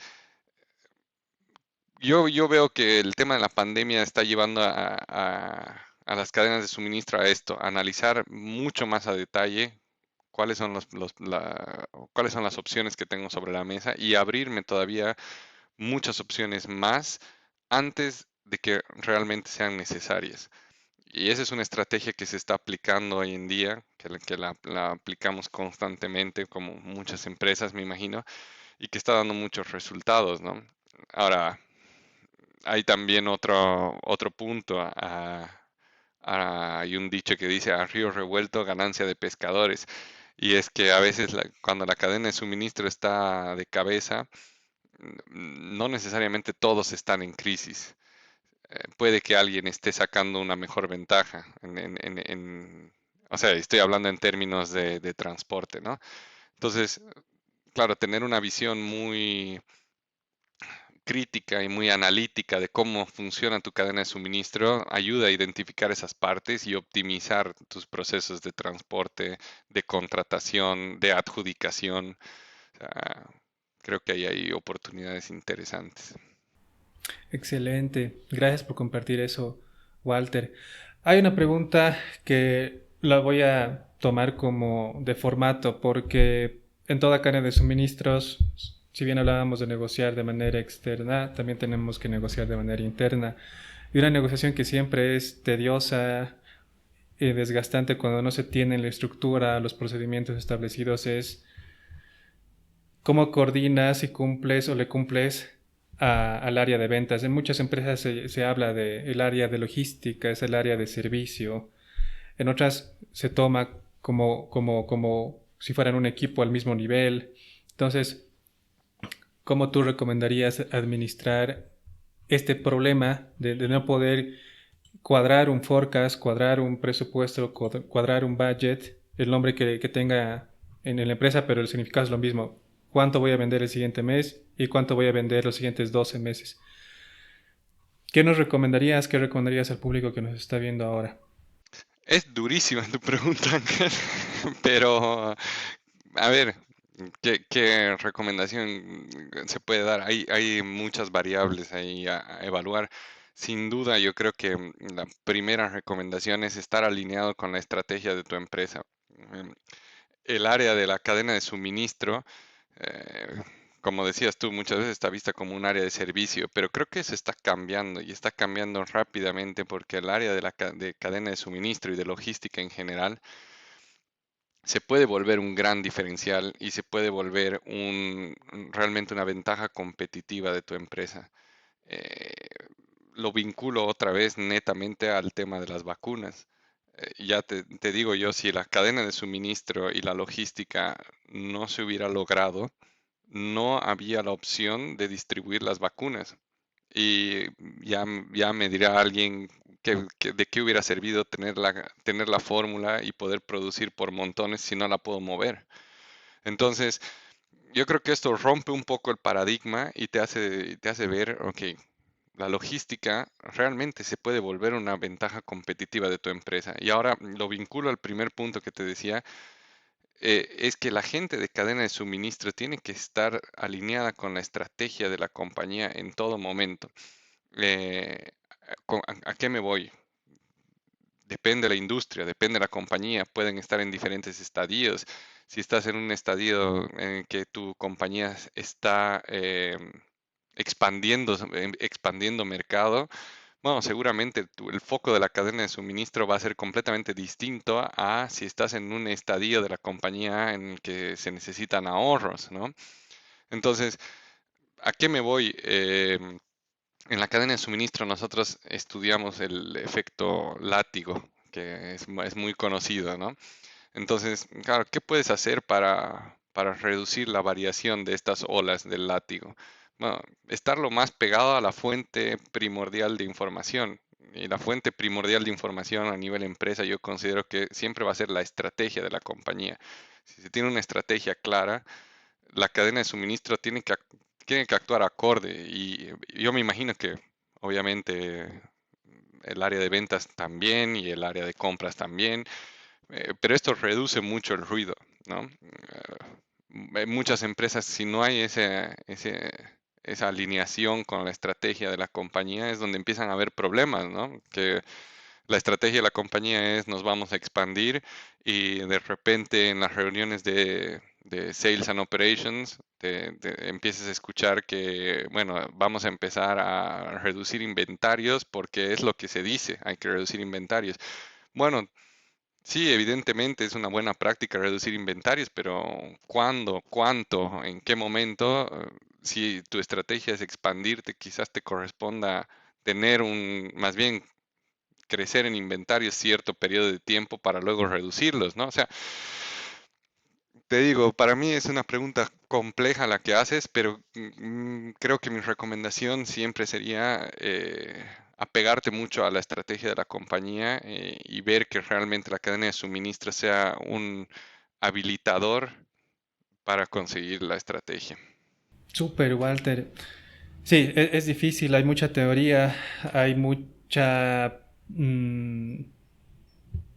plan de acción que puedes encontrar, pero nada, no se aplica, no hay como una varita mágica o una fórmula secreta que te diga sigue estos pasos y no vas a escuchar problemas de comunicación. Y hay una base que la tocaste, que se llama S&OP, el Sales and Operation Planning. Voy a tratar de hacer la pregunta muy directa. Si no tienes un S&OP, ¿qué harías, Walter? Si tu empresa no tuviera un S&OP, ¿cómo actuarías tú liderando logística? Ah, bueno, esa es una buena pregunta. Lo implementaría. No, bueno, es una opción, ¿no? Pero si no, bueno, creo que la forma lógica es entender que la función del área logística es dar un buen servicio en general al área, al cliente interno inmediato, ¿no? Eh, realmente creo que son necesarios estos foros donde se intercambian ideas, donde se pueden entender cuáles son los pasos a seguir. Si no tuviera eso, yo creo que corre uno mucho el riesgo de empezar a actuar en silos, que creo que sería un grave error, ¿no? Justamente este Sales and Operations surge como, bueno, el vínculo de dos entidades que históricamente o en muchas compañías un poco tradicionales siempre eran como separadas, ¿no? Entonces, unirlas creo que es algo primordial. Así que, bueno, no sé, intentaría implementar algo similar o entender realmente qué es lo que, eh, bueno, cuál es la función que estamos cumpliendo para hacerlo de la mejor manera posible. No es nada menor el detalle de comentar que en muchos casos tampoco llega a ser exitoso, ¿no? Va a depender mucho de la cultura de la compañía también. Y al final, bueno, creo que mil factores influirían ahí. Pero sinceramente, no sé, es muy buena tu pregunta, me has agarrado un poco en curva, no, no se me ocurre mucho alguna otra opción, no sé si tú tienes algo ahí en mente que no, a mí no se me ocurre alguna otra idea. No, a ver, creo que el Sales and Operation Planning se basa en la comunicación, uno de los pilares fundamentales, cómo comunicas entre tus distintos departamentos la información que administras. Entonces trabajaría en mejorar la comunicación y tener un acercamiento hasta que paralelamente, como dices, esté implementándose esto. No es nada difícil, puede ser desgastante y algo que sí, como dices, puede ser la diferencia entre que funciona o no, es cómo las cabezas están alineadas para que esto suceda, porque puedes ser el mejor en tema de implementación, pero si el director, el gerente general, el CEO de la compañía lo ve como algo simple o algo menor o que no le da la importancia que corresponde, no hay mucho que puedas hacer en una empresa de ese tipo. Nada, ser un bombero tal vez sería la respuesta mía. Exactamente. Estar apagando incendios constantemente, 100% de acuerdo, sí. Excelente, entonces ya Walter, en esta etapa vamos a entrar al tema del QA, preguntas que nos han hecho todos los que están participando de esta sesión. A ver, la primera pregunta que yo estoy visualizando en la pantalla en este momento es, ¿cómo fue su logística de importación para abastecer sus materias primas y envases para las vacunas durante la coyuntura? ¿Dónde si viste ese proceso, Walter? Sí, bueno, la respuesta va a ser un poco aburrida en ese sentido, pero tiene mucho que ver con que la empresa ya era o sea, Pfizer en sí ya producía vacunas. Entonces, si bien las cantidades habrán cambiado, bueno, han habido algunas particularidades en cuanto a los procesos de importación o de liberación de algunos materiales, ha sido algo bastante, bueno, común por lo que tengo entendido. Ahora, es verdad que yo no estoy directamente involucrado en los temas de importación y exportación, pero no veo que haya habido alguna diferencia sustancial por esto. Excelente. ¿Cómo fue la negociación? Ahí la primera pregunta era de Alejandra Molina. La segunda que tengo en la pantalla es de Camilo Andrés Chaparro León. ¿Cuál fue la negociación más compleja que tuvo para poder cumplir con el bienestar de la cadena de suministro al principio de la pandemia? Mm, Esa es bueno, una buena pregunta. Eh, claro, yo creo que una de las negociaciones más complicadas ha sido definitivamente el tema del transporte. O sea, en circunstancias donde todo está tan restringido y donde no tienes las opciones que normalmente están sobre la mesa, salen cifras que yo creo que, bueno, normalmente no te aparecerían en la cadena de suministro, ¿no? Entonces, lograr encontrar el balance entre cuál es realmente el valor que uno debería pagar para el transporte de algo en circunstancias así es un reto enorme. Te comento, bueno, en general, la cadena de suministro, nosotros hacemos mucho el trabajo de benchmarking, ¿no? Entonces tú constantemente estás viendo qué están haciendo tus similares, tus competidores, o empresas que tienen movimientos similares a los tuyos y más o menos sabes, ¿no? Cómo está moviéndose el mercado.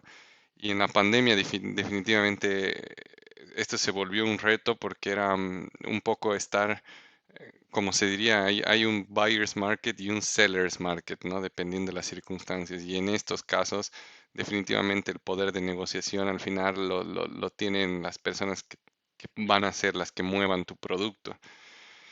Y ese es uno de los temas más retadores que han habido, ¿no? Es decir, tienes que asegurarme mover el producto. Está bien, estoy dispuesto a pagar un servicio o un costo adicional por las circunstancias, pero ¿cuánto es ese costo adicional? ¿Cómo determinar ese costo adicional y cuál es el precio justo?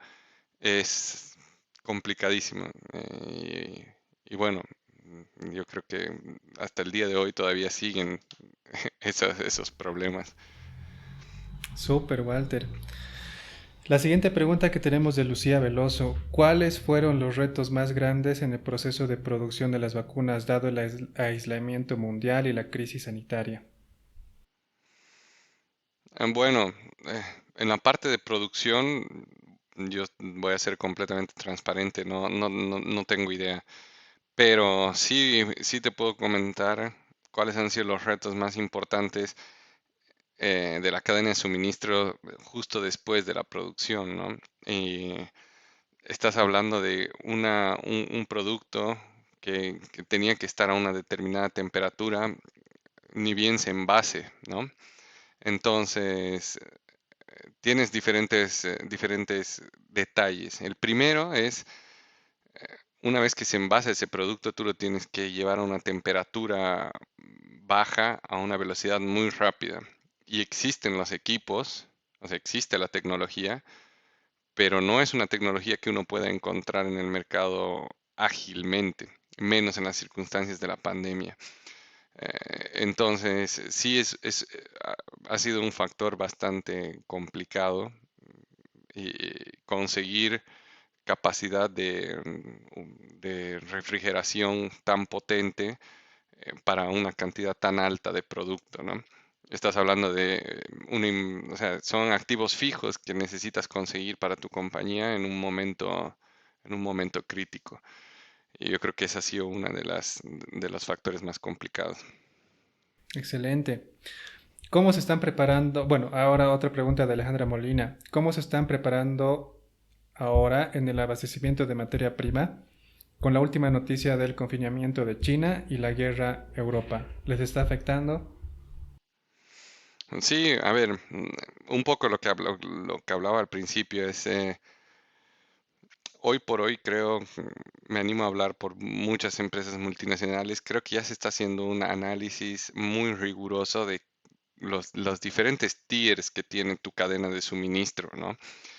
Si bien antes tal vez este análisis no sé si era muy común, pero claro, ahora realmente necesitas entender quién es el proveedor de tu proveedor y cuál es el proveedor del proveedor de tu proveedor, porque realmente como están las circunstancias hoy en día, el cierre de China, probablemente tu proveedor directo no esté en China, pero seguramente recibe algo de China que lo vas a tener que revisar. Entonces, en resumen, sí lo estamos revisando, sí nos está impactando y es un desafío constante, o sea, no ha sido únicamente durante la vacuna, es algo que todavía sigue ahí. Solo por comentar un par de disrupciones adicionales post vacuna que hemos tenido en la cadena de suministro, no sé si se acuerdan de cuando se tapó el canal de Suez con el, Recuerdo exacto, con el barco un lleno de problemón de que contenedores. Entonces, claro, aparte de que estaba todo el tema de algunos países aislados, se suma ese. Adicional a eso, bueno, el desbalance que hubo y que todavía hay en los contenedores, tremendo. O sea, toda la costa oeste está, si no estoy mal, hasta ahora, con barcos esperando para descargar. Eh, bueno, Es decir, es algo que todavía la disrupción en la cadena no ha terminado. Y bueno, lo seguimos viendo no solo con el confinamiento de China, sino con estos otros eventos que te acabo de mencionar, que si bien los eventos pueden ser puntuales, sus consecuencias se extienden por muchos meses. Excelente. Mariel Guaita, ¿cómo pudieron estimar la demanda aproximada para tener una cadena de suministros estable? Supongo que se refiere justo al tema cuando conversamos de la demanda de las vacunas, que no sabían, ¿no? Complicadísimo. Bueno, digo una primera estimación, y esto yo lo estoy hablando desde la parte de transportes, ¿no? Que sinceramente los primeros datos que uno maneja es poblaciones de países. ¿Cuál es la población de cada país? ¿Qué cantidad de esa población es mayor a 18 años y está en una edad en la que en teoría debería ser vacunable? Y ese era ese era el insight más importante que teníamos en su momento. Puede sonar bastante raro, pero claro, es lo que hablaba un poquito al principio, es en una circunstancia tan extraña, tienes que empezar por algún punto, ¿no? Porque si esperas a la información perfecta, no vas a hacer nada y no vas a tener tampoco la información perfecta, menos en las circunstancias actuales. Entonces, empezamos de un punto bastante genérico, como el que acabo de decir, población total del país y población vacunable en esos países. Ese era un punto de estimación inicial. Y evidentemente luego se iba refinando, ¿no? Luego se fue refinando y a medida que iba pasando el tiempo, habían diferentes parámetros, diferentes inputs de otras áreas que hacían que ese número vaya siendo un poco mejor. Pero yo con lo que me iría, digamos, como lección aprendida de todo esto es, no es, o sea, es un mito esto de tener un presupuesto correcto o de tener un forecast correcto. Y el forecast por definición está mal, siempre va a estar mal, siempre va a estar mal. O sea, uno puede ponerle todo el empeño del mundo y un presupuesto y un forecast va a tener desviación, es un fact. Alguien que haga un presupuesto o un forecast de 100% de accuracy, que me diga, por favor, porque lo quiero al lado mío, dándome los números constantemente. Eh, entonces, para mí el aprendizaje aquí es documentar, o sea, documentar. Si uno va a tomar un escenario y empieza a generar distintos escenarios, tiene que tener la capacidad de documentar a la perfección y precisamente cuáles son las ideas principales que estás capturando en ese modelo. Y lo que puede ir pasando en el futuro va a ir pasando, pero tener un punto de referencia sólido, es decir, en este momento yo pensé que se iba a vender 100. ¿Y por qué pensé que se iba a vender 100? No sé, si quieres, bueno, me pongo a hablar de cerveza, ¿no? Yo pensé que en este verano iba a vender 100 porque parecía que iba a ser calor y las indicaciones me decían que iba a ser 100 porque ventas me dijo esto, el año pasado vendí esto, este producto tal, cual, tal. Si lo tengo todo bien documentado y resulta que vendo 110 o vendo 90, son cosas que pasan al final, ¿no? O sea, uno no va a tener control de todas las variables siempre. Pero en lo que uno no puede fallar es en no ser capaz de contar la historia, en no ser capaz de unir los puntos. O sea, si yo presupuesté 100 y terminé gastando 110, tengo que saber exactamente dónde están esos 10, en qué me he desfasado, ¿no? Y obviamente el siguiente presupuesto lo intentaré hacer mejor. Pero bueno, yo lo veo así, esos dos puntos en la parte de presupuestación y en la parte de forecasting, para mí son vitales. Nunca vas a estar en lo correcto y segundo, lo importante no es tener el número tal cual, sino saber explicar qué es lo que ha cambiado en las circunstancias. Así lo veo yo. Algo que me gustaría resaltar de tu respuesta es que muchas personas pensamos que la respuesta está en algo complejo, porque queremos resolver algo complejo, cuando la respuesta está Ahí, tal vez en el Internet, como tú lo respondiste, es saber cuánta población tienen los países y con eso ya comienzas algo. Entonces, nada, no se complejicen, a veces la respuesta es bastante sencilla y se aplica para resolver este problema tan grande. Y el otro punto es no tener parálisis por análisis. Como dices, no es Tal cual. tener el 100% de accuracy o esperar que todas las respuestas sean respondidas. Simplemente actuar con lo que ya tienes en mano y nada, ir construyendo en el camino. La siguiente pregunta de Laura A. Señas. En estos momentos que son demasiados just in time, que todo lo que compro hoy lo necesito en el momento, especialmente en el área de fármacos, ¿cuál cree que debe ser la estrategia pensando en la logística post pandemia? Bueno, es una buena pregunta. Sinceramente, yo creo que lo que lleva a reflexionar un poco es a que en mi vida yo me hubiera imaginado que iban a haber tantos eventos que estén afectando a la cadena de suministro, ¿no? Ahora a todos los que ya pasaron le sumamos la guerra también. Entonces, yo creo que ya los que estamos trabajando en el área profesional en estos tiempos ya estamos preparados para todo.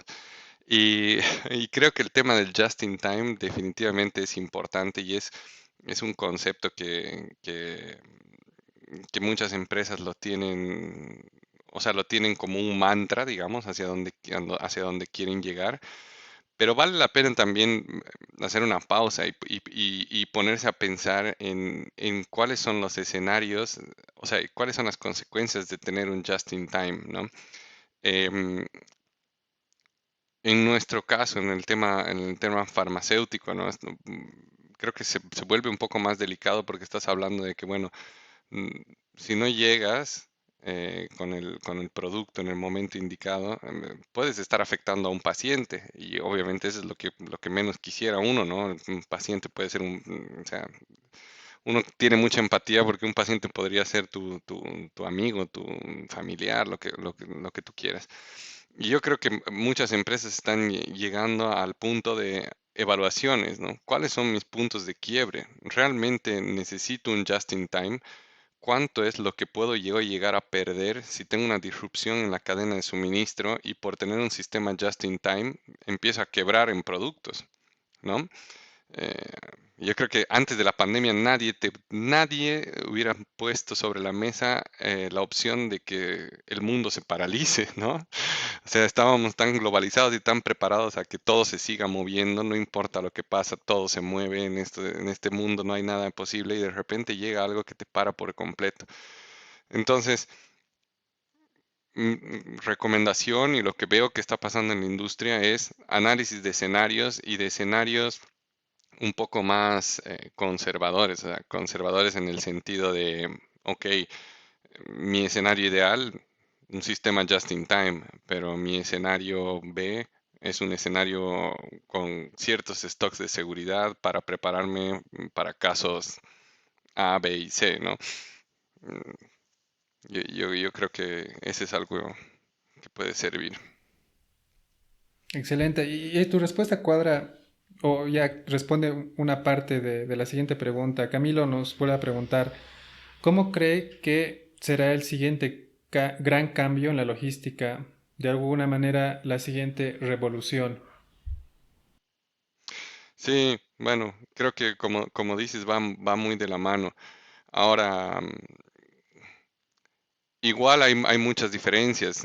Ojalá en algún momento tengan también la oportunidad de entrevistar a alguien que esté muy metido en el tema de retail, por ejemplo, que seguramente va a tener un par de tintes distintos. Yo me uno encantado a la charla porque es algo en lo que yo no estoy metido y seguramente van a haber algunas cosas que estén cambiando y que yo no esté cubriendo, ¿no? Eh, pero definitivamente yo creo que los cambios que se empiezan a dar es, bueno, entender que simplemente los modelos únicos ya no sirven. O sea, me estoy inventando un término ahora, pero tener múltiples opciones en todos los diferentes pasos de la cadena de suministro es primordial, lo que hace un momento hablábamos. Tener las opciones de transportar tus medios, no solo marítimo, aéreo, por tren, qué sé yo, si queremos soñar un poco más y ya ni siquiera es un sueño, pero entregas por drones, que bueno, no sé si lo vieron, pero un par de vacunas de Pfizer se entregaron por drones en África porque había demasiada dificultad para entregar.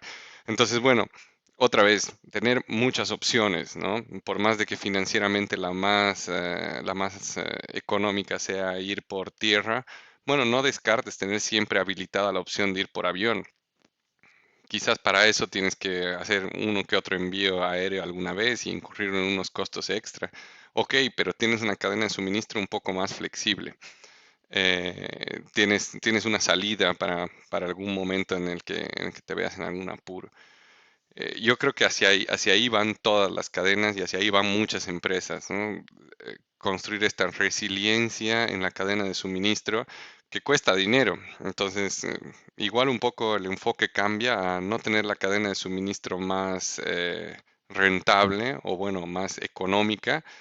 Perdón, cambiar de tenerla más económica a tener una más rentable. Y por rentable me refiero a, bueno, en tiempos difíciles que te siga funcionando, ¿no? Excelente. Natalio Vino nos pregunta cuál de los procesos de la cadena de suministros tuvo un punto crítico dentro de la fabricación de la vacuna. No sé si tú estabas en ese proceso, si no, nada, podemos pasar a la siguiente. ¿Qué nos comentas, Walter? El transporte, 100%. Siempre. O sea, el transporte 100%. Y Excelente. o sea, algo que puedo tal vez acotar ahí es, bueno, no quiero ser repetitivo, ¿no? Pero literal, el mensaje transmitido a nosotros fue como equipo involucrado en la distribución de esto, el mensaje de la compañía era, tienen que lograr que la cadena de suministro se vuelva o deje de ser una desventaja competitiva versus el resto de las opciones. Y, y bueno, y se logró, ¿no? Pero ese ha sido definitivamente el obstáculo más grande. Excelente. Hay una pregunta que puede que resulte teórica, pero Elvira nos pregunta cómo realizarían la implementación de un SNOP.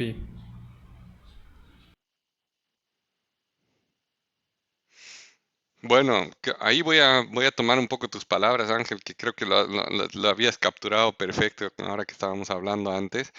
Y yo creo que la comunicación, como decías tú, es primordial, ¿no? O sea, para empezar a pensar en un SNOP, creo que lo primero es que exista un foro donde se pueda comunicar, donde se puedan comunicar las diferentes áreas de una manera abierta, en igualdad de condiciones. Esto lo menciono porque puede sonar un poco raro, ¿no? Pero quiero decir que todas las áreas tengan una representación justa y equitativa en el foro.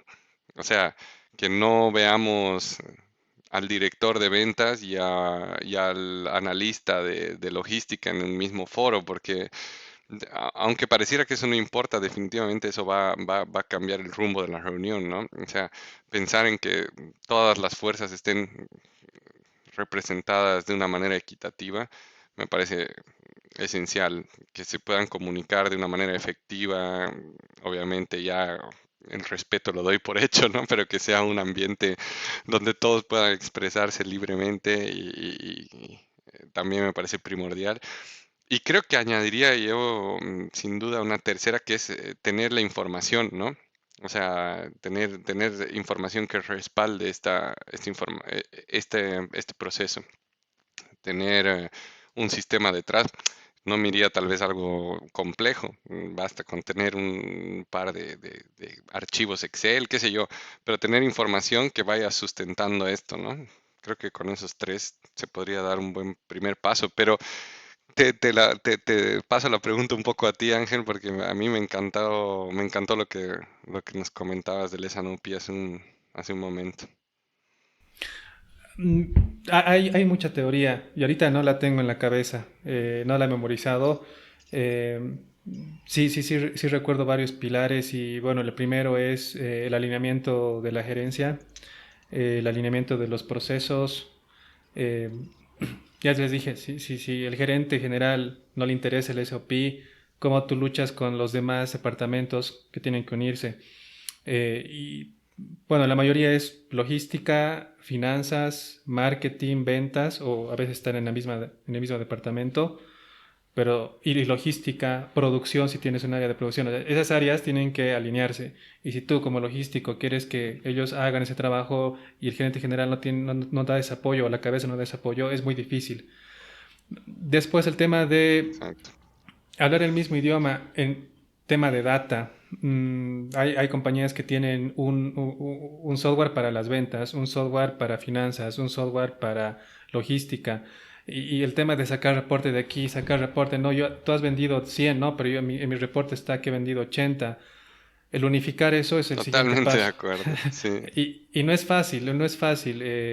Muchas empresas manejan bastante el Excel aún, no están conectadas. Entonces, ¿qué tienes en la reunión? Una discusión de cuál es la data correcta. Entonces, si no tienes esa solución, es difícil que puedas seguir adelante. Entonces, estamos hablando de alineamiento gerencial, estamos hablando de manejo de la data en el mismo idioma, todos deberían ver la misma información y entenderla de la misma manera. Y algo que comparto contigo, el tema de estratégico. El tema estratégico todavía va a mover todo hacia abajo y no deberían tomarse decisiones emocionales, no deberían tomarse decisiones que te ayuden a mejorar el número de un área, porque se ve bastante el tema de indicadores, cuánto cumplo de ventas, pero cuánto gasto para llegar a ese número de ventas. Entonces, nada, va a haber alguien que tiene que ser flexible y decir, bueno, no voy a vender tanto porque no hay el cash flow, no hay el dinero, o no tengo las herramientas logísticas aún, y llegar a ese consenso. Y una vez se llegue al consenso y está totalmente firmado, ejecutarlo y no olvidarse y ir evolucionando. Creo que son los pasos macro que tengo en la cabeza. Y estoy seguro que hay mucha teoría y tal vez ahí me he saltado de una, pero para mí y la experiencia esos son los más importantes o los que se han convertido en bloques o blockers en el proceso. Totalmente. No, es muy cierto todo lo que has comentado, me parece completamente cierto. Excelente. La siguiente pregunta, ya nos vamos un poco más a Bolivia. Ariana Bovary nos pregunta, desde su punto de vista y experiencia, ¿cuál es la brecha más grande que tiene Bolivia en cuanto a gestión de la cadena de suministro frente a otros países? Mm, bueno, es una muy buena pregunta. Yo creo que uno de los principales puntos que yo veo son las distintas opciones que uno tiene. O sea, dentro de Bolivia normalmente los movimientos que se hacen son básicamente terrestres, es decir, no está muy desarrollado, digamos, la cadena logística en la parte aérea o es todavía muy costosa para tomarla en cuenta en procesos industriales, ¿no? No tiene mucho sentido. Aparte de eso, si me pongo a pensar en temas específicos, creo que todo, ahora tal vez estoy un poco sesgado, pero todo me lleva a pensar que se basa en infraestructura, mucho en infraestructura. O sea, eh, veo que hay una diferencia, por ejemplo, en naves industriales, en las condiciones que se tienen para almacenar los productos. También creo que hay variedad de eso en Bolivia, depende de la empresa, vas a tener diferentes condiciones. A nivel general, yo creo que hay una oportunidad ahí en temas de infraestructura. En tema de interconexión, también creo que hay una oportunidad bastante grande, ¿no? Siento que en Bolivia el tema de la interconexión entre ciudades, entre provincias, entre municipios es todavía un poco eh, difícil.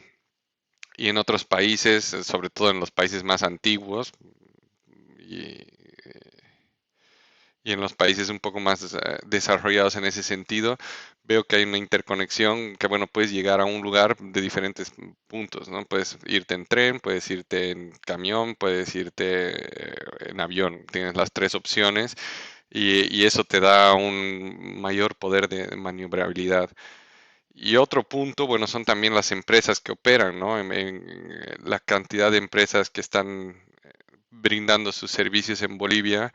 eh, y eso lo marco como una diferencia, ni como bueno ni como malo, ¿no? Creo que en Bolivia todavía hay mucho de que el transportista son empresas unipersonales o empresas un poco más pequeñas. No han llegado a ser estos conglomerados o estos forwarders enormes que llegan a Bolivia, pero no en la cantidad que hay en otros países. Esa es otra diferencia. Entonces, bueno, es a considerarla porque al final lo que te importa es que te muevan el producto y en Bolivia te lo mueven y no tienes ningún problema con eso en términos generales. Pero claro, cambia un poco tu forma de negociar, tu forma de tratar con estos proveedores. Yo lo veo distinto. Excelente. Hay bastantes preguntas, Walter. La verdad has tenido muy buena audiencia y están muy Me interesantes. Voy alegro. a saltar a una que me gustó. Una pregunta plenamente opcional. Digamos que la humanidad ha desarrollado la teletransportación y podemos enviar productos en cantidades de un punto a otro. ¿Desaparecería la logística o cómo se trabajaría la cadena de suministros? ¿Qué crees? No, para nada. ¿Qué crees, Walter? Para nada, está buenísima la pregunta, pero no para nada. Y, es algo que creo que lo hablamos al principio de la charla, pero sí es un poco entender que el concepto de la logística es mucho más profundo que solo el de transportar los materiales, ¿no?